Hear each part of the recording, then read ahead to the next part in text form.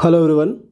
वैसे तो paper leak बहुत ही कॉमन फैक्टर हो चुका है अब इंडिया में, लेकिन फिर भी कुछ ऐसे इंस्टीट्यूट्स होते हैं, कुछ ऐसे बॉडीज़ होते हैं, ऑर्गेनाइजेशंस होते हैं जहां ये माना जाता है कि हाँ ठीक है, वैसे तो बहुत सारे करप्ट बॉडी हैं और एंटिटी हैं, लेकिन ये जो हैं वो कुछ आइडेंटिकल हैं जो जो खुद को सेपरेट करते हैं इन चीज़ों से। ठीक है, लेकिन ऐसा हो रहा है ना कि अब इन क्रेडेंशियल और इन रिलायबिलिटी पे भी आपको ना थोड़ा सा शक होने लगेगा। ठीक है, 2 जुलाई 2023 को यूपीएससी कंडक्ट करवाती है एग्ज़ाम एपीएफसी के लिए। लेवल 10 की एग्ज़ाम थी, 159 टोटल सीट्स इसमें इन्वॉल्व थी। ईओ की एग्ज़ाम हुई थी जो लेवल 8 की थी, जहाँ पे 418 पोस्ट थे। आपको याद होगा मैं भी काफ़ी इन्वॉल्व था इस एग्ज़ाम में, बहुत सारे वीडियोज़ मैंने भी बनाए थे। ठीक है, एग्ज़ाम हुआ था, उसके बाद कॉन्ट्रोवर्सी हुआ था पेपर लीक का। पेपर लीक की कुछ क्लिपिंग्स और कुछ स्क्रीनशॉट्स रोटेट हो रहे थे बहुत जगह पे, इंक्लूडिंग द टेलीग्राम और बहुत सारे सोशल मीडिया पे। ठीक है, अगर इस एग्ज़ाम एपीएफसी एग्ज़ाम की बात करें तो आपको सिलेबस होगा ऑलमोस्ट आइडेंटिकल दिखेगा सिविल सर्विसेज प्रीलिम्स के पॉइंट ऑफ व्यू से। एपीएफसी एओईओ एग्ज़ाम में थोड़ा सा आपको डिफरेंसेस होगा, जो कि आपको लेबर लॉज में कुछ पढ़ना था, जिसमें ऑडिटिंग एंड इंश्योरेंस वाला पोर्शन भी पढ़ना था। ठीक है, अगर हम लोग बात करें इस एग्ज़ाम में, जब एग्ज़ाम हुआ था शिफ्ट 1 होने के बाद, जब सेकेंड फेज का एग्ज़ाम स्टार्ट हुआ था, तो कुछ पेपर क्लिपिंग्स थे और कुछ स्क्रीनशॉट्स थे जो काफ़ी घूम रहे थे टेलीग्राम्स पे। ठीक है, लाइक दिस क्वेश्चंस थे जो कि आपको लगभग कुछ टाइम फ्रेम में दिखाया गया था और कहा जा रहा था कि ये पेपर लीक थे। ठीक है, जब ये इस तरीके का बहुत सारा चीज़ रोटेट होने लगा तो UPSC union public service commission आपको एक प्रेस रिलीज करती है ऑन जुलाई 28 और वो इन चीज़ों को रूमर्स डिक्लेयर करती है। ठीक है, वो बताती है कि रूमर्स जो थे वो इन चीज़ों को काफ़ी डोमिनेट किया है। कुछ इमेजेस थे, दो पोर्शंस थे क्वेश्चंस पेपर के, जो कि अपलोड किया गया है डिफरेंट सोशल मीडिया पोर्टल्स पे। और ये कब किया गया है? जब ये एग्ज़ाम कंडक्ट हो चुका है उसके बाद ये किया गया है। ठीक है, अब इनका कहना था कि अब ऐसा क्या है कि पेपर 1 होने के बाद ना lakhs of questions paper were in the hand of all those examinees जो अपीयर होते हैं एग्जाम में, और कमीशन जो कमीशंस के पास है जो सेकंड फेज का क्वेश्चन वो अपलोड नहीं किया गया था। और ऐसे जो इनपुट्स हैं वो नीदर क्रेडिबल हैं नॉर एक्शनेबल हैं। ठीक है, कमीशन के पार्ट से, तो इन्होंने इसको कंप्लीटली रिजेक्ट कर दिया था इस डिमांड को। ठीक है, लेकिन ठीक है, इसको कम्प्लीटली रिजेक्ट कर दिया और जो एस्पिरेंट्स थे वो झुक गए। फिर CSI और SOSO के एग्ज़ाम दिए, बहुत ज़्यादा ही पेपर लीक और मिसमैनेजमेंट की बात आई, बट स्टिल उन्होंने भी उसको डिस्कार्ड कर दिया। लेकिन अब बात यह है ना कि कुछ दिन आजकल में रिजल्ट आई है APFC एग्ज़ाम की, तो बहुत सारे एस्पिरेंट्स हैं, बहुत सारी सोशल मीडिया साइट्स हैं जहाँ पे इस एग्ज़ाम को UPSC APFC स्कैम बताया जा रहा है। ठीक है, हालांकि UPSC भी अब टेंटेड है। क्यों है आपको पता ही है। यूपीएससी में ऐसे बहुत सारे सिविल सर्विसेज के ऑफिसर्स हैं जो बहुत सारी फेक सर्टिफिकेट्स को बनवा के अवेल करके और उसको मिसयूज़ कर रहे हैं बहुत ही गंदे तरीके से, और आई डोंट नो कि किस तरीके से वो कर सके ऐसे। ठीक है, आप खुद सोच के देखो, अगर आपको यूपीएससी 6 टाइम्स आपकी मेडिकल सर्टिफिकेशन के लिए बुलाती है, मेडिकल चेक के लिए बुलाती है, और आप 5-6 बार डिनाई करते हो, फिर डिनाई करने के बाद आपको तुरंत में किस तरीके से सीट एलोकेट की जाती है for as a Indian administrative post. आप सोच के देखो किस तरीके से पॉसिबल है ये। क्या ऐसा पॉसिबल है? कहीं पे भी नहीं पॉसिबल है।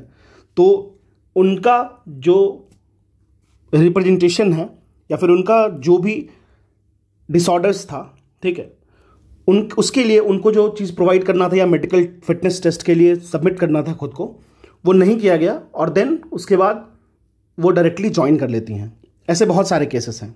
ठीक है, ऐसा भी केसेस देखा जा रहा है जहाँ पे अगर मान लो कि कोई भी एक IAS IPS है या बहुत ही अच्छे प्रोमिनेंट ऑफिसर्स हैं, सोशल मीडिया इन्फ्लुएंसर्स भी you can say, many of them are, तो वो क्या कर रहे हैं, वो रिजर्वेशन को अवेल कर रहे हैं जो वो डिज़र्व नहीं करते हैं।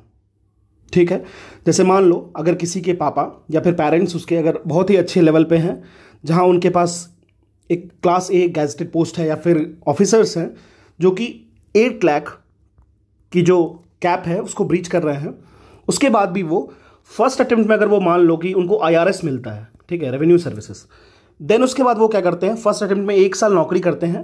1 साल नौकरी करने के बाद वो नेक्स्ट टाइम वो जब IRS बनते हैं तब वो जनरल की पोस्ट से भरते हैं और नेक्स्ट अटेम्प्ट में वो EWS से फॉर्म को फिल करते हैं। तो क्या ये किसी को दिखा नहीं, या इसको जानबूझ के इग्नोर किया गया, या जो भी हो, लेकिन क्या ये पॉसिबल है? क्या एक IRS ऑफिसर जिनके पिताजी मान लो SI हैं या किसी भी पुलिस में या फिर कहीं पे भी कोई ऑफिसर है या फिर क्लास B ऑफिसर भी हैं, तो क्या वो 8 लाख को ब्रीच नहीं करेंगे? नहीं करेंगे। नहीं करते हैं तो वो अगर वो फर्स्ट टाइम वो जनरल से फील किए थे और अब वो EWS से कर रहे हैं, तो इसको किस तरीके से फिल्टर किया गया? कुछ तो ऐसे भी हैं जो लोकोमोटिव डिसऑर्डर की डिसेबिलिटी बना लेते हैं। IAS, अब लोग पूछते हैं ना कि उनकी रैंक इतनी है, उनकी रैंक इतनी अच्छी है, फिर भी क्यों कह रहे हो? भाई मेरे, UPSC के एग्ज़ाम में प्रीलिम्स नाम का एक फैक्टर होता है जो आपको बाहर फेंकता है, जो अंदर लाता है। चाहे किसी भी एग्ज़ाम में, स्टेट PCS और UPSC की बात कर लें, तो अगर आप इंटर कर जाओगे प्रीलिम्स में, फिर आपके लिए चीज़ें आसान हो जाती हैं। ठीक है, इरेस्पेक्टिव आप मेंस में कुछ भी करो, आप रैंक 1 ले आओ, लेकिन प्रीलिम्स में जो आप इंटर किए हो उसमें चीज़ें अलग होती हैं। जैसे जो IAS पूजा का जो इशू चल रहा है, उसमें अगर आप देखोगे तो अगर PWD 5 वो बनवाई हैं, ठीक है, तो उसकी कट ऑफ चेक करना 2023 सिविल सर्विसेज की, उसकी कट ऑफ है 35 to 40 मार्क्स, आप चेक कर लेना। तो कितना आसान हो जाएगा उनके लिए प्रीलिम्स क्लियर करके इंटर करना, तो आप समझ सकते हो। ठीक है, चलिए अब रही बात APFC, EPFO, EOAO की। तो जो रिजल्ट आया है, रिजल्ट में क्या दिखा है? एक तो क्वेश्चंस वाली बात को उन्होंने डायरेक्टली हटा दिया, चलो अच्छी बात है। 1:31 PM को ये क्वेश्चंस शेयर किया गया था, एग्जाम 2 बजे से था।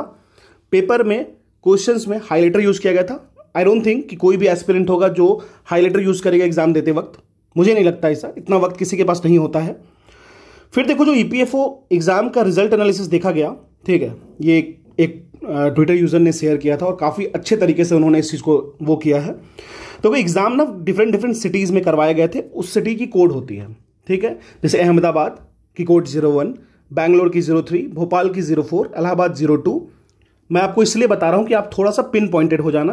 इलाहाबाद की कोड है 02, ठीक है। उसके बाद कोलकाता, इंदौर, दिल्ली, लखनऊ की कोड है 26, चंडीगढ़ 35, वाराणसी 61, गुड़गांव 63, फिरोजाबाद 64, आगरा 79, ठीक है। अब इस दोनों को देखो, सेंटर कोड को, यहाँ पे टोटल जो AOU कैंडिडेट का सिलेक्शन हुआ है 43 और अपीयर्ड हुए थे APFC कैंडिडेट का सिलेक्शन 92 हुआ है, ठीक है। अब टोटल अगर सिलेक्शन की बात करेंगे सिटी कोड 02 से, तो वो है आपको 16.28%, जो कि बहुत ही ज़्यादा है कंपेयर टू दिल्ली। साथ में ही अगर आप देखो लखनऊ में सेंटर कोड 26 है, यहां से भी 13.45% का सिलेक्शन हुआ है, ठीक है। आप समझो कि इसमें किस तरीके से चीज़ें चल रही हैं। बाकी आपको मैं दिखाता हूं, ये 3 सेंटर कोड हैं, कोड 08, कोड 02, कोड 26। 08 अगर देखोगे तो दिल्ली, लखनऊ और इलाहाबाद पे ज़्यादा फोकस करो। देखो दिल्ली में क्या है ना, मेजॉरिटी ऑफ एस्पिरेंट्स जो हैं वो दिल्ली से तैयारी करते हैं। देखो ये कोइंसिडेंस नहीं हो सकता है कि इस 3 सेंटर कोड से टोटल 81 सिलेक्शन हुए आउट ऑफ 159। अगर आप मान लो टोटल 81 में से 32 को रिमूव भी कर देते हो दिल्ली वाले से, तो भी आप देखोगे कोड 2 से 27 बच्चे और कोड 26 से 22 बच्चे का सिलेक्शन हुआ है। मतलब 49 के आसपास बच्चे आपको सेलेक्ट हुए हैं सिर्फ और सिर्फ यूपी के 2 सेंटर से। Out of 159 seats all India exam में 2 सेंटर से 49% बच्चे चुने जा रहे हैं APFC एग्जाम में। समझ रहे हो आप, मतलब किस लेवल पे आप इसको ट्रांसपेरेंसी कह सकते हो या फिर रिलेबिलिटी, आपको जो रखना है रखो। लेकिन आप इन चीज़ों को देखो, मैं इस पर वीडियो कभी नहीं बनाता, बट मुझे देख के लगा कि ये चीज़ गलत है। मैंने इस पर पहले भी आवाज़ उठाई है, CSI और SOSO पे भी मैं बहुत सारी वीडियोस बनाया था, बहुत सारी चीज़ें भी हुई थी, बहुत सारे लोग उस पर केस वेस की भी बात कर रहे थे, बट हाँ ठीक है, इसी तरीके से दब गया। लेकिन अभी देख लो आप, तो अगर आप देखोगे out of 159 candidate selected for this prestigious so called group A level 10 services in UPSC APFC, total देखोगे तो 49 जो है ना वो सिर्फ और सिर्फ 2 शहर से हैं, लखनऊ एंड प्रयागराज से। आप इसको कोइंसिडेंस मानो, आप इसको स्कैम मानो, या कुछ मिरेकल मान लो, जो मानना है मान लो, ठीक है। 2 जुलाई को एग्जाम हुआ था, UPSC कंडक्ट करवाई थी एग्जाम को APFC को, जो कि लेवल 10 एग्जाम है। लेवल 10 बहुत ही अच्छी पोस्ट होती है। सिलेबस की वाइज बात करें तो ये सिमिलर आइडेंटिकल था CSC प्रीलिम्स में, ठीक है। अगर हम लोग बात करें नॉर्मली, अगर आप इसको चेक करोगे, ठीक है, तो प्रयागराज सेंटर पे ईओ एओ स्टेज 1 का पासिंग रेट था 3%। प्रयागराज सेंटर पे ईओ एओ का स्टेज 1 का पासिंग रेट था 3%। एपीएफसी स्टेज 1 का पासिंग रेट था 16.28%। आप चेंज देखो, लखनऊ सेंटर में ईओ एओ स्टेज 1 का पासिंग रेट था 3.85 या 85%। एपीएफसी स्टेज 1 पासिंग रेट था 13.45%। How this is possible? इतना ज्यादा स्विच चेंजेस कैसे हुआ? Same exam, same pattern, same type की चीजें। एओयू में 3% लोग सेलेक्ट होते हैं इलाहाबाद सेंटर से स्टेज 1 के लिए, लखनऊ से 3.83%, और just for the APFC paper 16.28% और 13.45%। इज दिस अ मिरेकल और एनीथिंग एल्स? मैं आप पे छोड़ रहा हूं, बहुत सारे स्टूडेंट्स एस्पिरेंट्स का ये कंसर्न है तो मैं रख दिया इस पे, ठीक है। आप देखोगे सिलेबस वॉज ऑलमोस्ट आइडेंटिकल था दोनों का। सीएससी प्रीलिम्स के बहुत सारे फैक्ट्स में आते हैं, ठीक है। आप देखोगे बहुत सारी चीज़ों में अगर बहुत और सारे एनालिसिस करोगे तो और सारी चीज़ें निकलेंगी, लेकिन ये फ्लैट एनालिसिस है और इसमें आपको समझना पड़ेगा, ठीक है। अब ये स्कैम है नहीं है, पेपर वहाँ लीक हुआ नहीं हुआ, इस तरीके का रिजल्ट क्यों आया, कैसे आया, ये सब आपको ऑलरेडी यूपीएससी ने क्लैरिफाई कर दिया है कि rumours are doing rounds in social media about sabotage in the assistant provident fund commissioner APFC के एग्जामिनेशन में। लेकिन आप खुद सोच लो, खुद समझदार हो आप कि ऐसा क्या हो रहा है। अब बताओ, यूपीएससी की स्टेन की बात हो रही तो आप समझ सकते हो किस तरीके से फेक सर्टिफिकेट्स बना के, किस तरीके से फेक ईडब्ल्यूएस ओबीसी कोटा को अवेल करके, जिनके पास 40 करोड़ की, मतलब आप समझ सकते हो 40 crore in India is what, तो उनका होने के बाद भी अगर ओबीसी अवेल करके वो आगे बढ़ रही हैं या बढ़ रहे हैं, फिर साथ साथ में लोकोमोटिव डिसऑर्डर बना के बॉलीवुड में डांस करने का मौका उनको मिल रहा है, और ही और शी कैन परफॉर्म लाइव, और ही और she can do 2 to 3 hour gym. तो आई थिंक लोकोमोटिव डिसऑर्डर का थोड़ा सा डेफिनेशन को चेंज करना पड़ेगा, या फिर आपको जो भी डिसेबिलिटी के डेफिनेशन है चेंज करना पड़ेगा। इससे क्या होता है ना, दिक्कत ये है ना कि जो ट्रू फैक्शंस में जो डिसेबल हैं, ठीक है, जो स्पेशली एबल्ड हैं, उनके साथ दिक्कत हो रहा है। अगर कोई एक ओबीसी फेक बना के या ईडब्ल्यूएस फेक बना के एंटर कर रहा है ना, तो आप जो ओबीसी ट्रू एवेलर्स हैं जिनको मिलनी चाहिए ये चीज़ें, वो नहीं ले पा रहे हैं इसको, ठीक है। आप समझो इस चीज़ को, ये कितनी बड़ी है।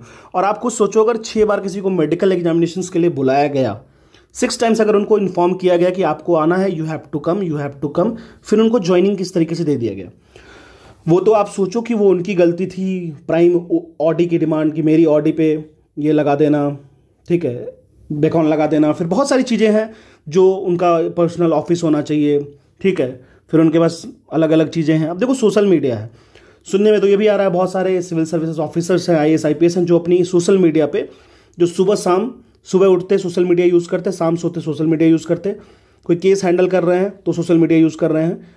मतलब आप समझ सकते हो ब्लूटिक की जो उनको जो इसेंस है और जो उनको लत लगी हुई है, एडिक्शन है, तो अब क्या किया, बहुत सारे डीएक्टिवेट कर दिए हैं। बहुत सारे ऐसे केसेस है, कुछ तो मैंने टेलीग्राम पे भी शेयर किया था, जहाँ किसी के पिताजी आईएएस ऑफिसर है, आईएएस ऑफिसर क्लास ए कह सकते हो, इंडियन इंजीनियरिंग सर्विसेज, और उनकी जो डॉटर हैं वो ओबीसी अवेल कर रही हैं। कुछ ऐसे केसेस भी देखे गए हैं, बहुत सारे ऐसे केसेस को रिवील किया जा रहा है। बहुत सारे ऐसे ऑफिसर्स हैं जो अपनी सोशल मीडिया को डीएक्टिवेट कर लिए हैं।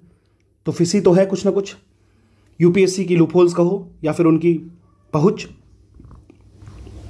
तो ये था आपको एपीएफसी एग्जाम के लिए। तो आप इसको खुद डिसाइड कर लो, इसमें क्या कर सकते हो क्या नहीं कर सकते हो। देखो कहीं पे कुछ भी करो, लेकिन इतना समझ लो कि आप लोग कुछ कर सकते हो इसमें। आप कहीं भी चले जाओ, कोर्ट केस कर लो, या फिर आप ट्विटर से रिस्पॉन्सेस लगाओ, जो भी करना है करो, लेकिन इसके अकॉर्डिंग कुछ ना कुछ आपको करना चाहिए, ठीक है। तो आई कैन नॉट से I wish you all the best, क्योंकि ऐसे चीज़ों में ऑल द बेस्ट तो होगा ही नहीं, ठीक है। आप खुद देखो, मतलब ये तो अजीब तरीके से ये कोइंसिडेंस है। मतलब ये कोइंसिडेंस एकदम, एक सेशन का एग्जाम हो रहा है एओ का, उसमें 3% क्वालिफाई कर रहे हैं, 3.83% क्वालिफाई कर रहे हैं with the same centre. Same अगला एपीएफसी का पेपर हो रहा है और उसमें 16.28%, 13.45%, 49 out of 159। How this is possible? I don't think so. 81 from 3 centre out of 159, is this a miracle? और अगर चलो दिल्ली को हटा भी देते हैं, क्योंकि दिल्ली एक सेंटर पॉइंट हो जाता है, बहुत सारे लोग बहुत जगह से आते हैं जो यहाँ पे पढ़ते हैं और इस एग्जाम के लिए पर्टिकुलर तैयारी किए होंगे। बट प्रयागराज, इलाहाबाद, वो भी इस तरीके का स्विच, तो आप समझ सकते हो, ठीक है। तो आप देख लो, ठीक है। तो आप खुद डिसाइड करो। Thank you.